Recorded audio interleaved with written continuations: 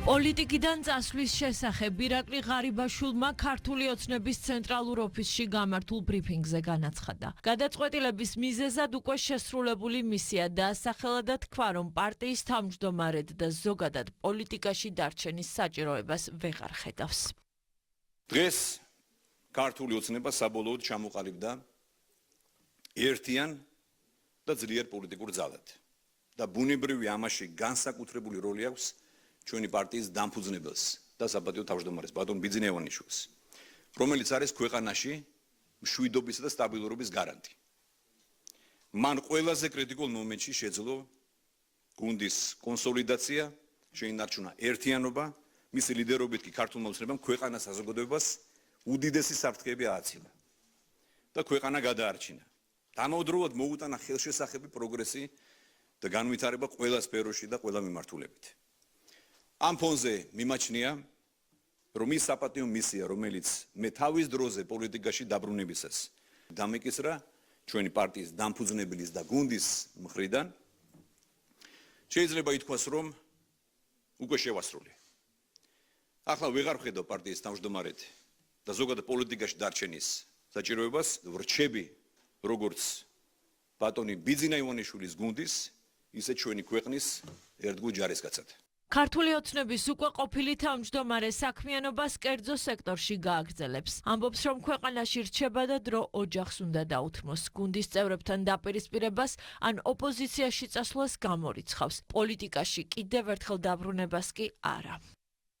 რაც შეეხება ჩემს მოვალ საქმიანობას, ამას დაკავშირებით ჯერ კონკრეტული პასუხი არ მაქვს, მაგრამ რა თქმა უნდა, ამას საზოგადოება გაიგებს. მაგრამ ძირითადად ეს იქნება კერძო სექტორში საქმიანობა. რაც შეეხება თქვენს კითხვას, განვიხილავ თუ არა თუ არსებობს ალბათობა, რომ მე კიდევ დაბრუნდი პოლიტიკაში, გამორიცხული არაფერი არ არის, რა თქმა უნდა. შეიძლება აღარ მომიწიოს, შეიძლება მომიწიოს. წინასწარ ამაზე ნუ ვიმარჩიელებთ.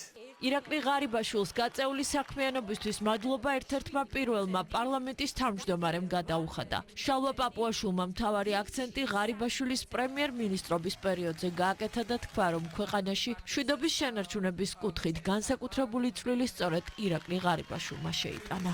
მადლობა უნდა გადავხადოთ მას იმ საქმისთვის, რომელიც მან ქვეყნის წინაშე გაწია. შეგახსენებთ იმას, რომ მაშინ ყოფილი ელჩი ამერიკის შეერთებული შტატების პირდაპირ კაბინეტ დადიოდა, მათ შორის ჩემ კაბინეტშიც იყო, იმისთვის, რომ ეეძულებინა საქართველოს, რომ წასულიყო ესკალაციაზე რუსეთთან. ირაკლი ღარიბაშვილის როლი ის, რომ ჩვენ შევინარჩუნეთ მშვიდობა, მიუხედავად მათ შორის ბაიდენის ადმინისტრაციის პირდაპირ ზეწოლისა, არის ამ მხრივ განსაზღვრელი. გარდა ამისა, რა თქმა უნდა, მისი მონაწილეობა იყო განსაზღვრელი იმისთვის, რომ კოვიდის პერიოდიდან საქართველოს წარმატებულად გამოსულიყო.